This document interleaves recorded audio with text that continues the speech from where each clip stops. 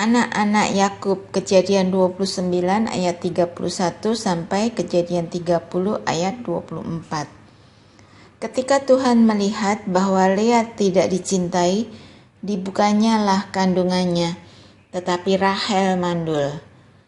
Lea mengandung, lalu melahirkan seorang anak laki-laki dan menamainya Ruben, sebab katanya, "Sesungguhnya Tuhan telah memperhatikan kesengsaraanku. Sekarang tentulah aku akan dicintai oleh suamiku." Mengandung pula lah ia lalu melahirkan seorang anak laki-laki. Maka ia berkata, "Sesungguhnya Tuhan telah mendengar bahwa aku tidak dicintai. Lalu diberikannya pula anak ini kepadaku."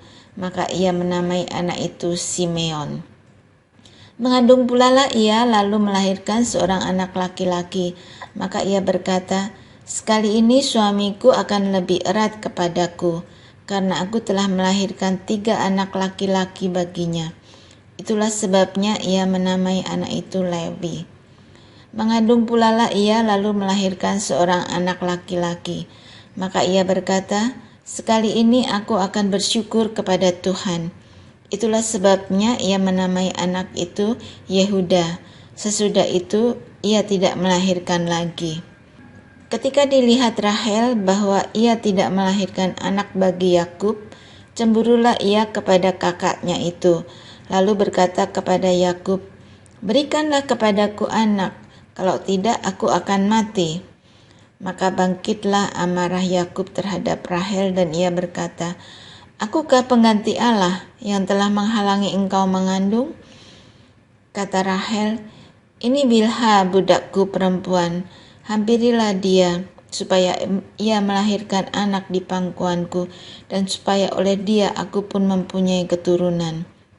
Maka diberikannya lah Bilha budaknya itu kepada Yakub menjadi istrinya, dan Yakub menghampiri budak itu. Bilha mengandung lalu melahirkan seorang anak laki-laki bagi Yakub. Berkatalah Rahel, "Allah telah memberikan keadilan kepadaku, juga telah didengarkannya permohonanku dan diberikannya kepadaku seorang anak laki-laki." Itulah sebabnya ia menamai anak itu Dan.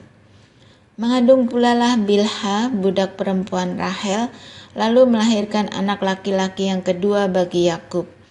Berkatalah Rahel, "Aku telah sangat hebat bergulat dengan kakakku dan aku pun menang." Maka ia menamai anak itu Naftali. Ketika dilihat Lea bahwa ia tidak melahirkan lagi, diambilnyalah Silpa budaknya perempuan dan diberikannya kepada Yakub menjadi istrinya. Dan Silpa budak perempuan Lea melahirkan seorang anak laki-laki bagi Yakub. Berkatalah Lea, "Mujur telah datang." Lalu ia menamai anak itu Gad. Dan Silpa budak perempuan Lea melahirkan anak laki-laki yang kedua bagi Yakub. Berkatalah Lea, "Aku ini berbahagia. Tentulah perempuan-perempuan akan menyebutkan aku berbahagia." Maka ia menamai anak itu Asyir. Ketika Ruben pada musim menuai gandum pergi berjalan-jalan, didapatinya lah di padang buah Dudaim, lalu dibawanya kepada Lea ibunya. Kata Rahel kepada Lea, "Berilah aku beberapa buah Dudaim yang didapat oleh anakmu itu." Jawab Lea kepadanya, "Apakah belum cukup bagimu mengambil suamiku? Sekarang pula mau mengambil lagi buah Dudaim anakku." Kata Rahel, "Kalau begitu biarlah ia tidur dengan engkau pada malam ini sebagai ganti buah Dudaim anakmu itu." Ketika Yakub pada waktu petang datang dari padang, pergilah Lea mendapatkannya sambil berkata, "Engkau harus singgah kepadaku malam ini, sebab memang engkau telah kusewa dengan buah Dudaim anakku." Sebab itu tidurlah Yakub dengan Lea pada malam itu. Lalu Allah mendengarkan permohonan Lea. Lea mengandung dan melahirkan anak laki-laki yang kelima bagi Yakub. Lalu kata Lea, "Allah telah memberi upahku, karena aku telah memberi budakku perempuan kepada suamiku." Maka ia menamai anak itu Isakar.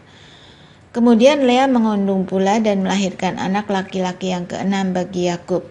Berkatalah Lea, Allah telah memberikan hadiah yang indah kepadaku. Sekali ini suamiku akan tinggal bersama-sama dengan aku, karena aku telah melahirkan 6 orang anak laki-laki baginya. Maka ia menamai anak itu Sebulon. Sesudah itu ia melahirkan seorang anak perempuan dan menamai anak itu Dina. Lalu ingatlah Allah akan Rahel. Allah mendengarkan permohonannya serta membuka kandungannya. Maka mengandunglah Rahel dan melahirkan seorang anak laki-laki. Berkatalah ia, Allah telah menghapuskan aibku. Maka ia menamai anak itu Yusuf sambil berkata, mudah-mudahan Tuhan menambah seorang anak laki-laki lagi bagiku. Yakub memperoleh ternak. Kejadian 30 ayat 25 sampai 43. Setelah Rahel melahirkan Yusuf, berkatalah Yakub kepada Laban, izinkanlah aku pergi, supaya aku pulang ke tempat kelahiranku dan ke negeriku. Berikanlah istri-istriku dan anak-anakku yang menjadi upahku selama aku bekerja padamu, supaya aku pulang, sebab engkau tahu betapa keras aku bekerja padamu. Tetapi Laban berkata kepadanya, sekiranya aku mendapat kasih-Mu, telah nyata kepadaku bahwa Tuhan memberkati aku karena engkau. Lagi katanya, tentukanlah upah-Mu yang harus kubayar, maka aku akan memberikannya. Sahut Yakub kepadanya, engkau sendiri tahu bagaimana aku bekerja padamu, dan bagaimana keadaan ternakmu dalam penjagaanku. Sebab harta milikmu tidak begitu banyak sebelum aku datang, tetapi sekarang telah berkembang dengan sangat, dan Tuhan telah memberkati engkau sejak aku berada di sini. Jadi, bilakah dapat aku bekerja untuk rumah tanggaku sendiri? Kata Laban, apakah yang harus kuberikan kepadamu? Jawab Yakub, tidak usah kau berikan apa-apa kepadaku. Aku mau lagi mengembalakan kambing dombamu dan menjaganya, asal engkau mengizinkan hal ini kepadaku. Hari ini aku akan lewat dari tengah-tengah segala kambing dombamu dan akan mengasingkan dari situ setiap binatang yang berbintik-bintik dan berbelang-belang, segala domba yang hitam dan segala kambing yang berbelang-belang dan berbintik-bintik, itulah upahku. Dan kejujuranku akan terbukti di kemudian hari, apabila engkau datang memeriksa upahku. Segala yang tidak berbintik-bintik atau berbelang-belang di antara kambing-kambing dan yang tidak hitam di antara domba-domba, anggaplah itu tercuri olehku. Kemudian kata Laban, baik, jadilah seperti perkataanmu itu. Lalu diasingkannya lah pada hari itu kambing-kambing jantan yang bercoreng-coreng dan berbelang-belang, dan segala kambing yang berbintik-bintik dan berbelang-belang, segala yang ada warna putih pada badannya, serta segala yang hitam di antara domba-domba, dan diserahkannya lah semuanya itu kepada anak-anaknya untuk dijaga. Kemudian Laban menentukan jarak 3 hari perjalanan jauhnya antara dia dan Yakub. Maka tetaplah Yakub mengembalakan kambing domba yang tinggal itu. Lalu Yakub mengambil dahan hijau dari pohon hawar, pohon badam, dan pohon berangan. Dikupasnyalah dahan-dahan itu sehingga berbelang-belang sampai yang putihnya kelihatan. Ia meletakkan dahan-dahan yang dikupasnya itu dalam palungan, dalam tempat minum, kemana kambing domba itu datang minum, sehingga tepat di depan kambing domba itu. Adapun kambing domba itu suka berkelamin pada waktu datang minum. Jika kambing domba itu berkelamin dekat dahan-dahan itu, maka anaknya bercoreng-coreng. berbintik-bintik dan berbelang-belang. Kemudian Yakub memisahkan domba-domba itu, dihadapkannya kepada kepala kambing domba itu, kepada yang bercoreng-coreng dan kepada segala yang hitam di antara kambing domba Laban. Demikianlah ia beroleh kumpulan-kumpulan hewan baginya sendiri dan tidak ditempatkannya pada kambing domba Laban. Dan setiap kali apabila berkelamin kambing domba yang kuat, maka Yakub meletakkan dahan-dahan itu ke dalam palungan di dekat mata kambing domba itu, supaya berkelamin dekat dahan-dahan itu. Tetapi apabila datang kambing domba yang lemah, ia tidak meletakkan dahan-dahan itu ke dalamnya. Jadi hewan yang lemah untuk Laban dan yang kuat untuk Yakub. Maka sangatlah bertambah-tambah harta Yakub, dan ia mempunyai banyak kambing domba, budak perempuan dan laki-laki, unta dan keledai. Yakub lari meninggalkan Laban. Kejadian 31 ayat 1 sampai 21. Kedengaranlah kepada Yakub anak-anak Laban berkata demikian, Yakub telah mengambil segala harta milik ayah kita, dan dari harta itulah ia membangun segala kekayaannya. Lagi kelihatan kepada Yakub dari muka Laban bahwa Laban tidak lagi seperti yang sudah-sudah kepadanya. Lalu berfirmanlah Tuhan kepada Yakub, pulanglah ke negeri nenek moyangmu dan kepada kaummu, dan aku akan menyertai engkau. Sesudah itu Yakub menyuruh memanggil Rahel dan Lea untuk datang ke padang, ke tempat kambing dombanya. Lalu ia berkata kepada mereka, telah kulihat dari muka ayahmu bahwa ia tidak lagi seperti yang sudah-sudah kepadaku, tetapi Allah ayahku menyertai aku.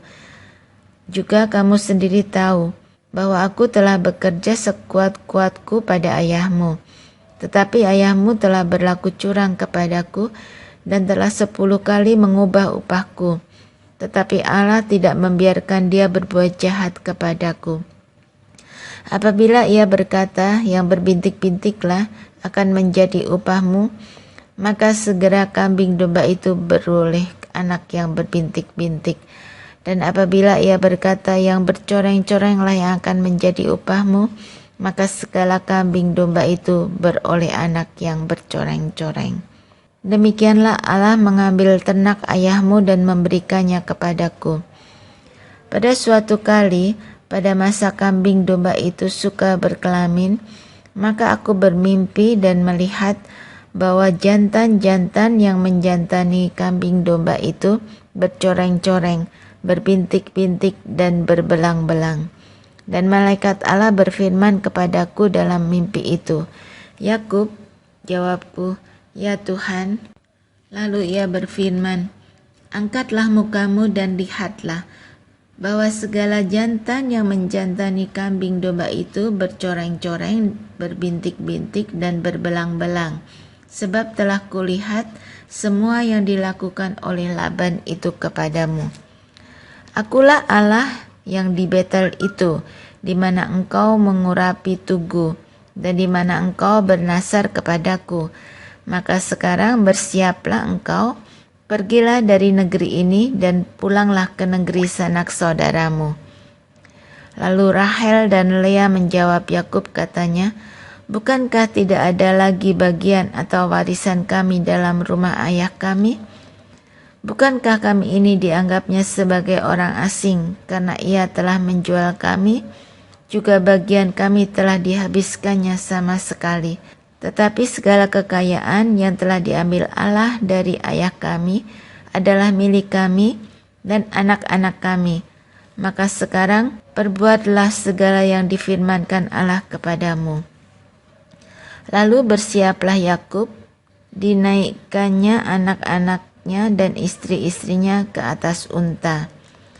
Digiringnya seluruh ternaknya dan segala apa yang telah diperolehnya, yakni ternak kepunyaannya yang telah diperolehnya di Padan Aram, dengan maksud pergi kepada Ishak ayahnya ke tanah Kanaan.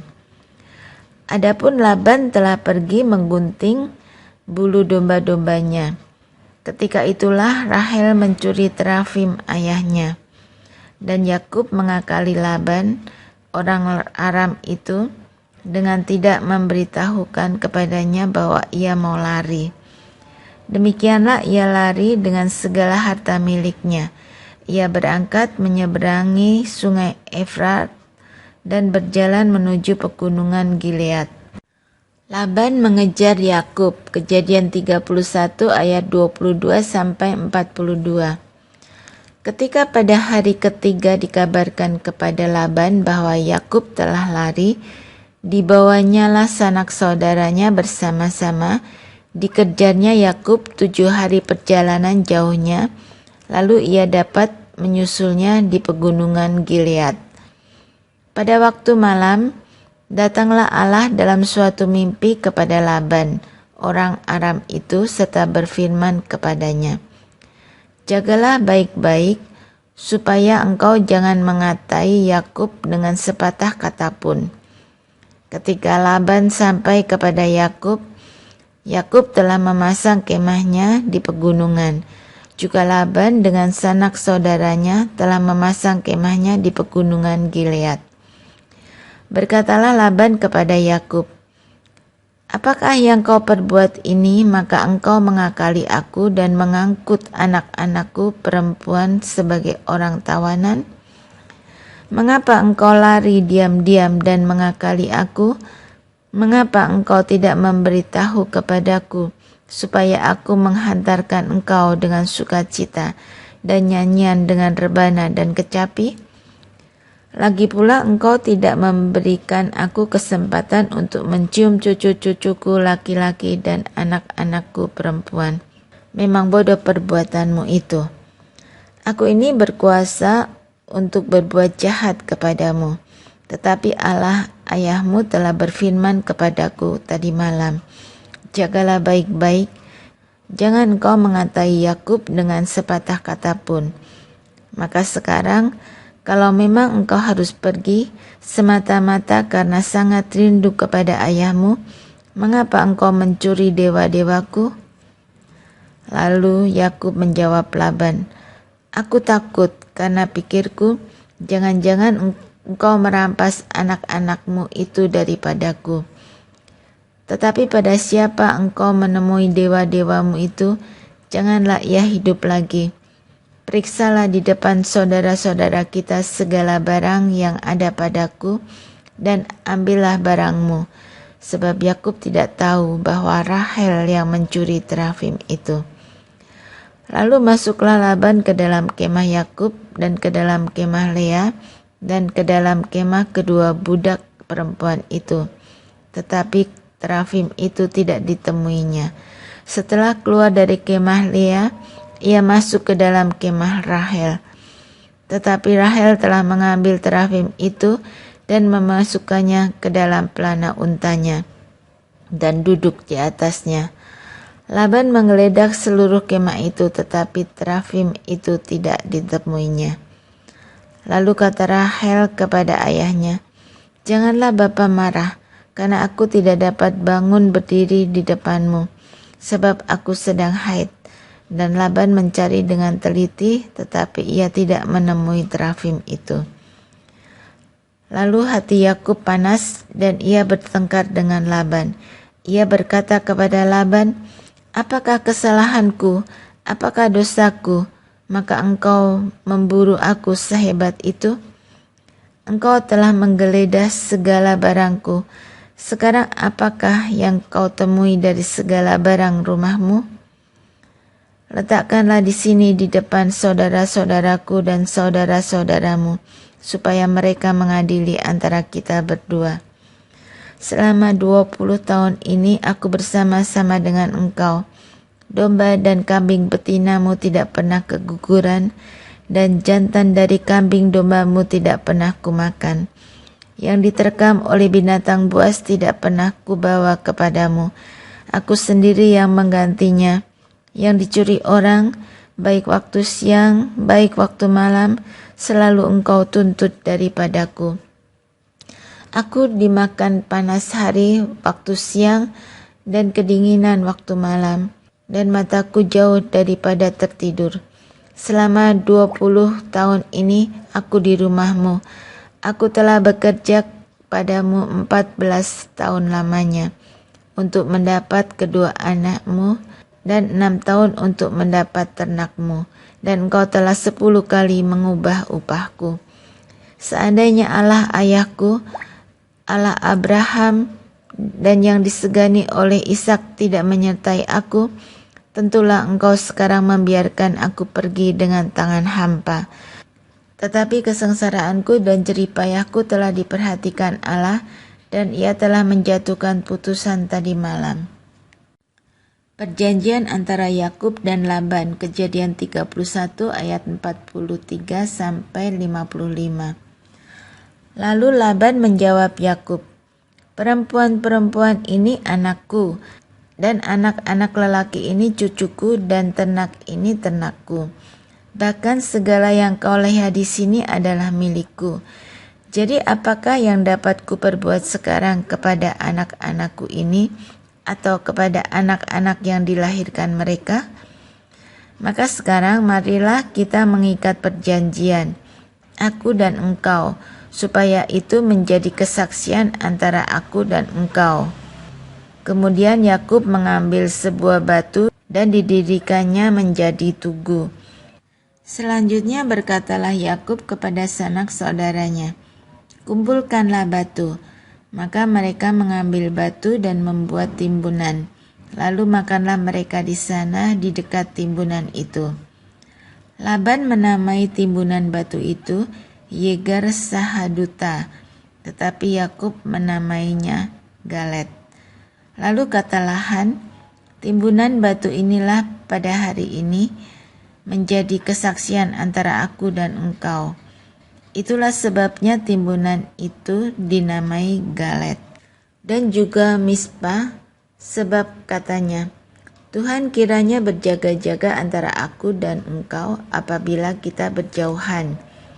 Jika engkau mengaibkan anak-anakku, dan jika engkau mengambil istri lain di samping anak-anakku itu, ingatlah, walaupun tidak ada orang dekat kita, Allah juga yang menjadi saksi antara aku dan engkau." Selanjutnya kata Laban kepada Yakub, "Inilah timbunan batu dan inilah tugu yang kudirikan antara aku dan engkau. Timbunan batu dan tugu inilah menjadi kesaksian bahwa aku tidak akan melewati timbunan batu ini mendapatkan engkau, dan bahwa engkau pun tidak akan melewati timbunan batu dan tugu ini mendapatkan aku dengan berniat jahat. Allah Abraham dan Allah Nahor, Allah ayah mereka, kiranya menjadi hakim di antara kita." Lalu Yakub bersumpah demi yang disegani oleh Ishak ayahnya. Dan Yakub mempersembahkan korban sembelihan di gunung itu. Ia mengundang makan sanak saudaranya, lalu mereka makan serta bermalam di gunung itu. Keesokan harinya pagi-pagi, Laban mencium cucu-cucunya dan anak-anaknya, serta memberkati mereka. Kemudian pulanglah Laban kembali ke tempat tinggalnya.